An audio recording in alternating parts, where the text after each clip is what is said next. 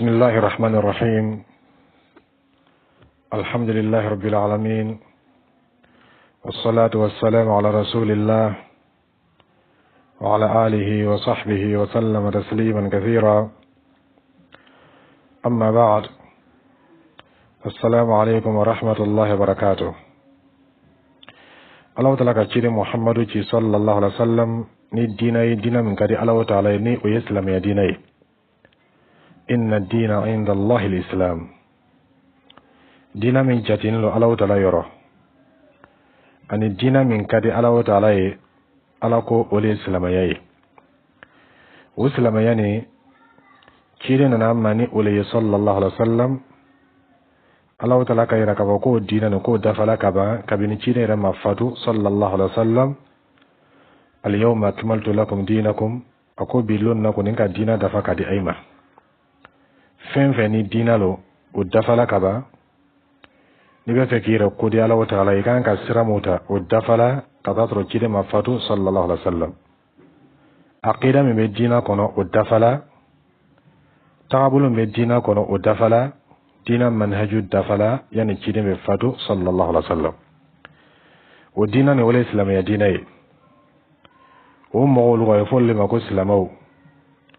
أبيفول لما كو مؤمنو أبيفول لما كو على ينسرين بغو أبيفول لما كو سلام جماكرو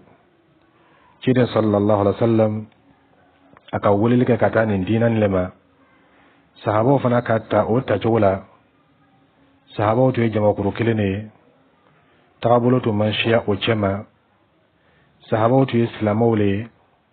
صحابو توي مؤمنو لي sahabu tu islam ya le ka chide na mani mi sallallahu alaihi wasallam ka chide ga sallallahu alaihi wasallam ako mogoti na to ni choya ni na ni dunia laban sala takabulo bina shaya bebe na fata ma ko le sababai kata so ni kilendronte atobe filile atobe tasuma kono fona kala fe chide na mani mi sallallahu alaihi wasallam wolo ko islamu ka konno gbeya ke islamawiye ani ka langana mele ke islamawiye o ba dia gwe anka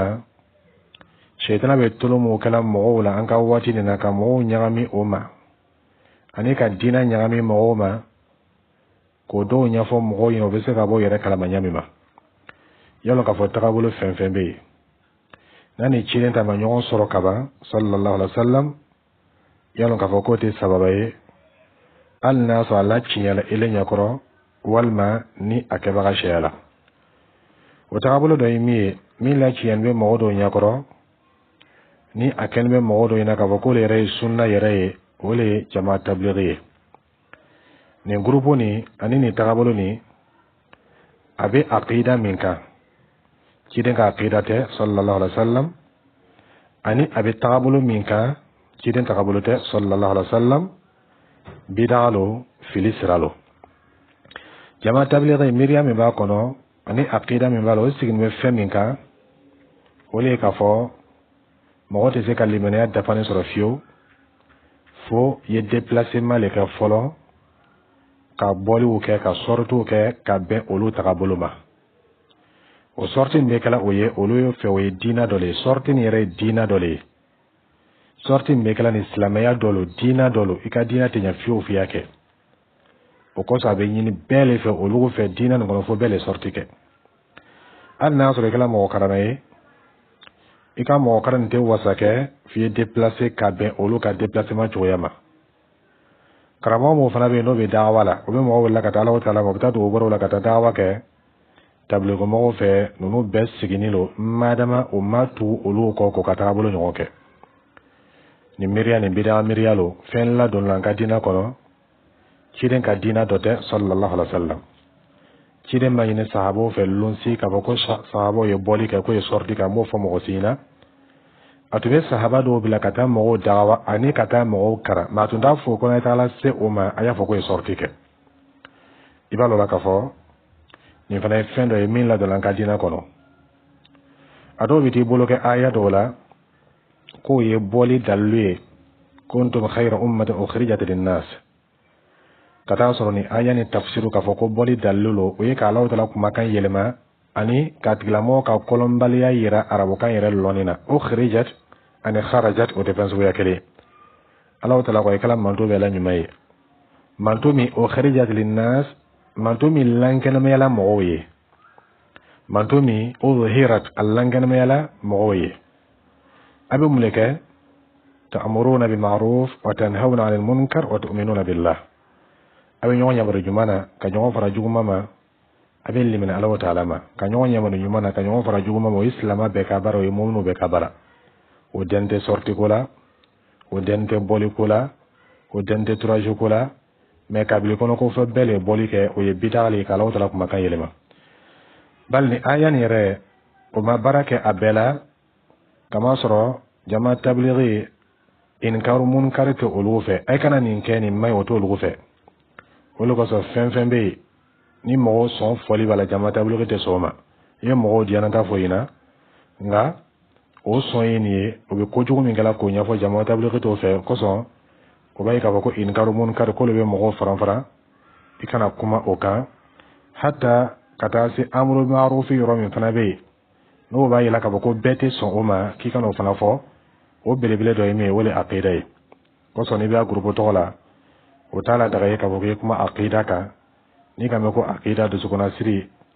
k'a limina Allahu taala kelen ma ani mu'minu dusukun kan ka kɛ ɲɛma ka kuma o kan jama tablighi t'o fɛ kaba sɔrɔ o b'a ye k'a fɔ ko le bɛ mɔgɔw faranfarana i b'a lɔn k'a fɔ a sigin bɛ sen mun kan ni o ye sorti yɛrɛ ye o sorti nin yɛrɛ ye bid'ale ye ka ɲɔgɔn yamaru ɲuman na ka ɲɔgɔn fara juguman ma o ye silama bɛɛ ka baara ni lɔnni kɛlila ka wuli ka taa mɔgɔw yamaru ka taa mɔgɔw kalan ka taa mɔgɔw dagabɔ o ye lɔnnimɔgɔw ka baara o ye karankɛlaw ka baara mais ka taa fɔ mɔgɔw ɲɛna k'a ye bɔle siga t'a la o fana ye bid'a cɛjugu dɔ ye a tɛ foyi kalama diinɛ kɔnɔ o de kosɔn n bɔtɔ Buwake bi n k'a dɔw kunbɛn Yamusokoro misiriba la ye an taala an ka bɛ taa seliji ta an taala dɔw sɔrɔ yen an k'a dɔ ye k'ale bɔra Faransi ko ale ye mɔgɔ kura le ye silamɛya la n k'a ma k'i nana mun kɛ yan ele ye mɔgɔ kura ye silamɛya la ele ma diinɛ faamuya fɔlɔ ele bɛna mun daawa le kɛ o ye dalilu ye k'a fɔ tagabolo min lo fo a tigilamɔgɔ le sorti k'a tigilamɔgɔ le bɔ bɔli bɛ kɛla le ka bɛn silamɛya yɛrɛ ma k'a fɔ i ka diinɛ tɛ sabati fo i ye bɔli le kɛ i ye sorti kɛ n'i ma sorti nin kɛ i ka diinɛ tɛ ɲa ani i ka diinɛ tɛ dafa kosɔn ale mɔgɔ dɔ la silamɛya la kura ye mɔgɔ min n'a ma tawhidi lɔn a ma diinɛ lɔn o tigilamɔgɔ b'a ka minɛnw cɛ faransi k'a bɛna an fɛ yan k'a bɛna diinɛ lase a bɛna mun fɔ mɔgɔw ɲɛna mɔgɔ min tun tɛ diinɛ kalama k'ale ye silama kura ye ale yɛrɛ kɔ ten k'ale donna kura ye silamɛya la o tigilamɔgɔ bɛna k'a bɛna dagaba kɛ kosɔn an bɛ ladilikan di silamɛw ma a y'a kɔlɔsi jama tablighi la a y'a yɛrɛ kɔlɔsi o la a ye kan'o dɛmɛ u ka baaraw la a ye kan'o misiri d'o ma a ye kan'o dɛmɛ u ka haraka foyi la a ye kana fara o kan u ka baarasi la n'i bɛ fɛ i ka diinɛ in ɲɛ i bolo y'a lɔn k'a fɔ tagabolo min lo a sigin bɛ fɛn mun kan ani ciden kan kɛra diinɛ min na sallallahu alaihi wa sallam fɛn suguya kelen tɛ kama sɔrɔ bɔli laɲininen lo a kama o bɔli fana senfɛ tagabolo dɔ le bɛ yir'i la i man kan ka bɔ o kɔnɔ n'i fana bɔla bɔli nin na tagabolo dɔ le bɛ d'i ma i kan ka tagama min kan n'i k'o to yen o b'a fɔ k'i ka baara ye k'a to yen hali n'a sɔrɔ tigilamɔgɔ selila ka sun na ka jagabɔ ka baaraɲuman tɔ bɛɛ kɛ mais taritibu min bɛ d'a ma k'a ye tagama o kan a kan ka 5 amalu mun kɛ ani a kan ka koɲɛ mun kɛ tile kɔnɔ n'a m'o kɛ o b'a fɔ a tigilamɔgɔ ma k'a tɛ baara la o tuma i b'a lɔn k'a fɔ ko bida tagabolo lo o waati kelen fana na faranfasiya t'o bolo misiriw ni ɲɔgɔn cɛ kaburu bɛ misiri kɔnɔ kaburu tɛ misiri kɔnɔ olu mako t'o la ale bɛ taa misiri kɔnɔ jama tablighi bɛ taa misiri le kɔnɔ a bɛ se k'a ka baara kɛ misiri min kɔnɔ ani a bɛ se k'a ka tagabolo labaara misiri min kɔnɔ o kɛla kaburu misiri ye o yɛrɛ ma kɛ kaburu misiri ye o a bɛ taa misiri min kɔnɔ misiri tɔgɔ yɛrɛ la seli ka ɲi seli ma ale mako t'o la ale ko ni bɛ se k'a ka baara kɛ yɔrɔ min na a bɛ taga yɛlɛ o de kosɔn ne ko jate min na n'o bɛ dugu min na o t'i ma don sunnamɔgɔw la ka caya ni sunnamɔgɔw bɔla o ka dabari kalama nka bid'amɔgɔ mun bɛ dugu kɔnɔ ani mun tɛ diinɛ woloma la o bɛ taga yɛlɛ ka t'o ka baaraw kɛ yen hali n'a sɔrɔ kaburu bɛ o misiri kɔrɔ na o t'o ma baasi ye kama sɔrɔ o ka marikazu ba yɛrɛ Hind kaburu min bɛ yen a ma nɔgɔ ka tɛmɛ kaburu 4 kan kaburu bɛ misiri kɔnɔ yen o doni bɛ yen o dogonin tɛ mɔgɔ ma ni marikazu yɛrɛ kɛla ko kaburu b'a kɔnɔ mɔgɔ mun bɛ taa diinɛ ta o marikazu kɔnɔ n'olu ma faranfarani kɛ kaburu ko la o man kan ka bara mɔgɔ la b'a lɔn la k'a fɔ ciden tagabolo tɛ sallallahu alaihi wasallam mo kan ki yere kurasara ika dina barena fo ciden kadi manyam sallallahu alaihi wasallam ni jama kuru nunugu yimma bo nunula ni tika dina la nyebolo o jama kuru do fana miye mo kan ka yere kurasi mu la nga watinna mu ba fulore mako ansor ani mu simbe bayaka wolu fana jama ngene na wole ka mo ngene ko kan fuludumu ani ka mo ngene ka nyamo ya soro ani ka mo ngene mo yetugo ko kana ni fembre mi te ciden tabule sallallahu alaihi wasallam ka foko mo te ka tina mo fiu cedo islamiyya kono fiu foni ka bayya ta olugo bolo o bayya mbe tala oye o be kelale ka jonya sabati oye kama so no bayya na sabati bolo wati mina ila na folo la dagala oye ibolo fon la dagala oye no ka fen fen yini fena sebi akala olugo bolo halalaye avec sababu olugo na folo soro ele be to fanda yala avec sababu olugo korota soro ele be to doya mala o te se ka kɛ fo k'i nɛgɛnɛ k'i bayya le kɛ o bayya tɛ kɛ mɔgɔ si ye fo n'a kɛla olugu ye o bayya tɛ taa mɔgɔ si fɛ fo n'a kɛla olugu ye k'i ka nafolo minɛ i la o ye bandiya tagabolo dɔ le ka mɔgɔw nɛgɛnɛ ni silamɛya tɔgɔ ye ka mɔgɔw ka nafolo domo nin kuma suguya nin yɛrɛ fana i t'a mɛn yɔrɔ si fo an ka jamana suguya ninnu kan ko bɛ fɔla jamana mun kan ani julakan bɛ fɔla jamana mun kan i b'a dɔw fana bɛ farabɔ jamanaw la nka o ye n ko fɔla mun bɛ o jamana olu kan olu de bɛ nin fɔla n'o tɛ hakilima tɛ sɔnna nin tagabolo nin ma i tɛna nin mɛn hakilima da hakilima tagabolo tɛ kamasɔrɔ hali n'a sɔrɔ i ma karan i b'a dɔn k'a fɔ ko nin nɛgɛnɛgɛli ye ka mɔgɔw ka nafolo dogo silamɛw y'o yɛrɛ kɔlɔsi o la a b'o cogo la fana nin waati nin na tagabolo dɔw bɛ yen ni olu ye ikhwanuw fana ye olu tɛ faranfasiyali don silamɛw ni ɲɔgɔn cɛ a n'o tɛ faranfasiyali don tagabolo ni ɲɔgɔn cɛ a cɛjugu n'a ɲuman bɛɛ bɛ fara ɲɔgɔn kan a sanfɛta n'a dugumata bɛɛ bɛ fara ɲɔgɔn kan a sunna n'a bitaga bɛɛ bɛ fara ɲɔgɔn kan jama laɲini bɛ olu la jama ye fara ɲɔgɔn kan ka to o kɔ n'o kalo bɛ ɲɛmɔgɔya sɔrɔ kosɔn olu fana fɛ nin ka ɲi nin man ɲi o t'olu fɛ ni a ye bɛnna min ma a bɛ baara kɛ o la n'a ye ma bɛn min ma bɛɛ bɛ to i ta kan o tagabolo nin fana o tɛ ciden tagabolo ye sallallahu alaihi wasallam sahabaw tun tɛ nin kan nin de tɛ sahabaw tagabolo ye a b'o ɲama fana sufiya tagabolo mo bɛ yen a tijaniya tagabolo mo bɛ yen o tijaniya yɛrɛ fana kɔnɔ a tagabolo le kasiya fɔ ka tɛmɛ nin bɛɛ tun ye fɛn de ye min na dɔla an ka diinɛ kɔnɔ silamɛya baara dɔ tɛ ciden tagabolo tɛ sallallahu alaihi wasallam mɔgɔ kan k'i yɛrɛ kɔlɔsi o la an ye diinɛ ta i n'a fɔ a dila ma ɲɛma a siya min ye a siya diinɛ ye o min yɛrɛ ye batiniya ye o min ye nusayiriya ye o min ye duruzi ye o min ye bahaiya ye o min yɛrɛ ye kadiyaniya ye o min yɛrɛ ye sufiya ye o sufiyaw tagabolo fana kasiya min fana ye jahamiya ye o ani min ye mu'tazila ye ani min ye ash'ira ye ani min ye maturidiya ye nin n'a ɲɔgɔnna siyamaw nin bɛɛ bɛ silamɛya kɔnɔ a dɔw yɛrɛ fana ye khawarijiw ye olu fana tagabolo kasiya nin fɛn fɛn filɛ nin ye ciden ko ma sallallahu alaihi wasallam k'i mabɔ nin bɛɛ la ye a kɛ ka bɛn ciden ta ma sallallahu alaihi wasallam olu le silamɛ jamakuru ye ani olu le tagabolo ɲumanw ye ani olu le diinamɔgɔw ye ani olu le bɛ fɛn ka fɛn min n'o ka di Alahu Taala ye ni mɔgɔ min kɛla ten ka nin tagabolo nin bɛɛ fili i kɔfɛ k'a ta i n'a fɔ ciden ka di an ma ɲɛma sallallahu alaihi wasallam a ye fɔ olu le ma ko ahlu sunna wal jamaa a ye fɔ olu le ma ko as-salafu salih a ye fɔ olu le ma ko ahlul athar a ye fɔ olu le ma ko ahlul hadith a ye fɔ olu le ma ko at-ta'ifa al-mansura a ye fɔ olu le ma ko al-firqatu an-najiya nin bɛɛ tun le silamɛw mankutu ye ciden nana an ma ni silamɛya min ye ni mɔgɔw k'i bolo k'o la nka ni mɔgɔw ka tagabolo gbɛrɛw ta min'o si tɛ kelen ye walima k'i yɛrɛ dɛmɛ ka taa jamakurunin dɔw ma y'a dɔn k'a fɔ k'o tɛ sira kan ciden nana ma ni sira min ye sallallahu alaihi wasallam i don i ye sa diinɛ kan diinɛ min ka di Alahu Taala ye i n'a fɔ Ala ko ɲɛma wala tamutunna illa wa antum muslimun a ko a kana sɔn ka sa fiyewu ka taa sɔrɔ a tɛ silamɛ ye silamɛya juma ciden nana ma ni silamɛ min ye sallallahu alaihi wasallam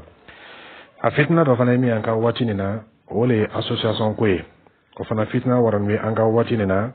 association to dabɔla le ka silamɛya dɛmɛ silamɛw u bɛ se ka ɲɔgɔn lɔ ɲami ma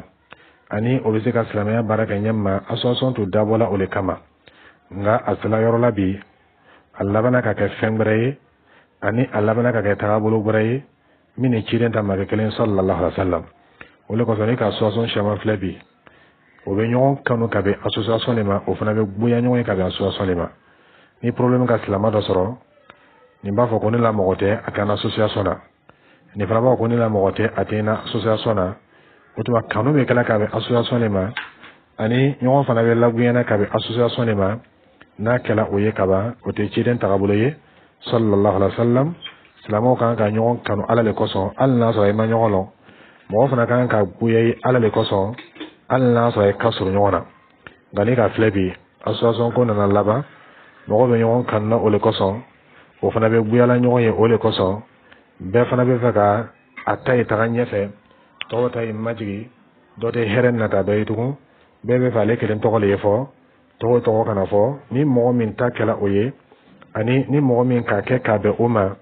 siga t'a la o fana bɛ jama faran de o si tɛ ciden tagabolo ye sallallahu alaihi wasallam olu kosɔn kan ka yɛrɛ kɔlɔsi nin tagabolo ninnu la ani nin manahiju ninnu la ani nin koɲa ninnu la ka duyan laban nin na an y'a lɔn k'a fɔ diinɛ ye Alahu Taala tale n'i bɛ ko kɛ i y'a kɛ ala kosɔn n'i bɛ mɔgɔ kanu i y'a kanu ala kosɔn n'i bɛ mɔgɔ lagoɲɛ i y'a lagoɲɛ ala kosɔn nka i kana mɔgɔ kanu k'a fɔ an bɛ groupe kelen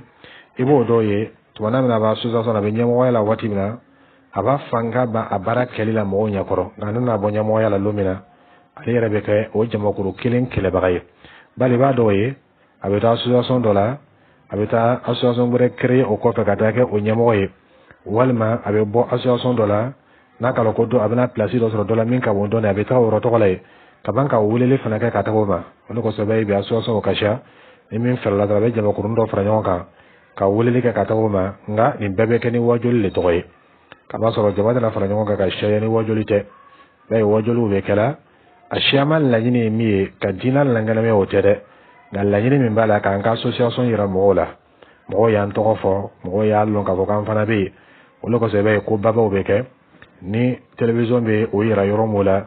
ani radio b'o tɔgɔ fɔ yɔrɔ min la o ko de bɛ kɛ ka yira mɔgɔw la k'a fɔ k'an fana bɛ yen association dɔ b'an bolo an fana association dɔ mɔgɔ ye ala ko dɔgɔyala ko la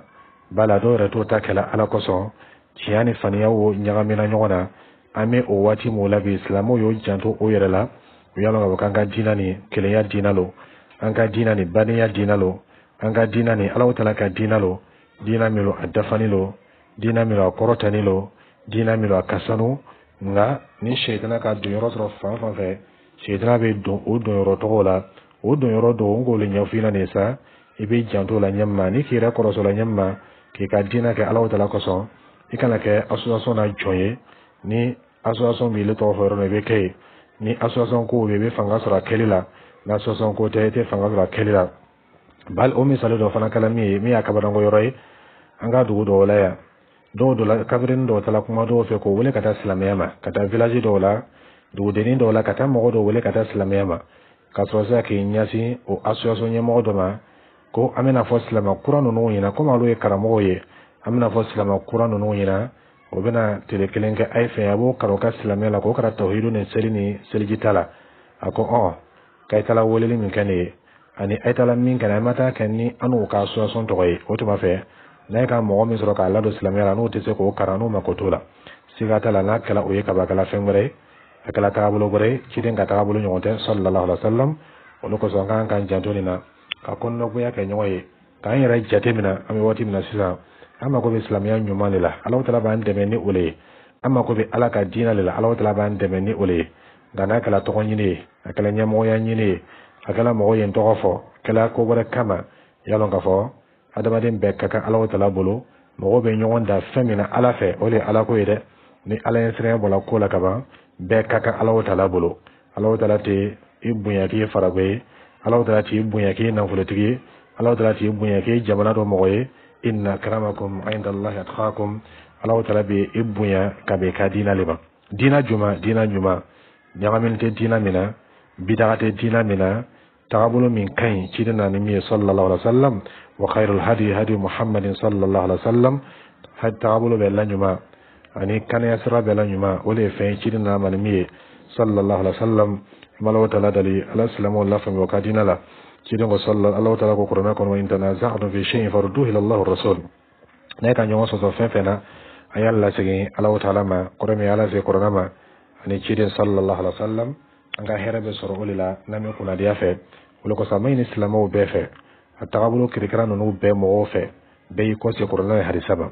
ni kuranɛ ye hadisa ka bila yɔrɔ min na i y'a bila ye ni Qur'an hadisa ko ya ta yoro mina ya ta oro to lay ni o kala Benzema be ke ni o kala mo be do dakelen fe ni o kala mo be bo dakelen fe ko ko salawa taala ko wa'tasimu bihablillahi jami'an wala tafarraqu ayajiya ka yira la kan kay bulu ke Allah taala ka juluba kelinina fo islamo ka dina ka yoro ke kelinye islamo ka famiyale ta yoro ke kelinye na kala o ye islamo be kay jaba ko kelen ngani ni labana tablighu mo ko ale baka tarsu da hendile ne henu mashayikhu ka min fo ale ka dina be bolayle ale makote Qur'an la makote hadith la sigata la faran bena tijaniya fana ko ale ka min suno wala mashayikhu ka min fo alena ani waliyu ka min fo alena suno wala wal ma khildu ka min fo alena karifuru dola ale ba ta talayle Qur'an hadith be fili ko fe sigata la faran bena islamu no yoche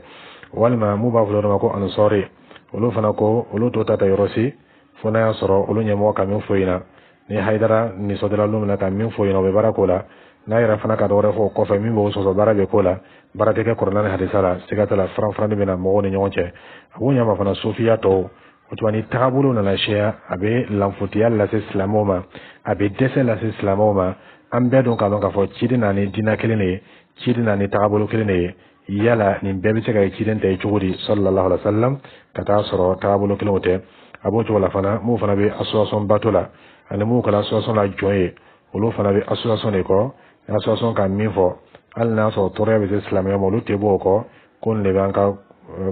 sebeli kono ni banka bengama kono ka association sigi me ko mu dole bene na soro fana na fatise islamia ma barabe ko la ko abi association e kono corona harisa te flela tu barabe kala ka be association le ma dale ra fana bol association to la lumina ale be ke o jama guru juye ni barakala ni na ke sawi ka islamo fran ke sawi ka la foti ala islamo ma wal islamo ame bolile ke kata kelenyama ame wolile ke kata anyam bolo ke ala ka dina ni na ame wolile ke kata anyi shaytana kele anyi franyon ka ka shaytana kele bagay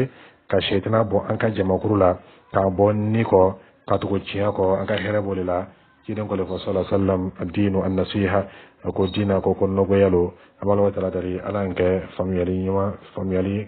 ke bagay ke chukula min kada law tala ina famalo tala dari nyamma ay ciya yirana anyalo ciya anyalo ka gone ciya kaman ka law tala fana dari an gane ko kala ko ciya lo alaw tala ya talifana no amma wallahu ta'ala alam wa sallallahu ala nabiyyina muhammad wa ala alihi wa sahbihi wa sallama tasliman kathira wassalamu alaikum wa rahmatullahi wa barakatuh.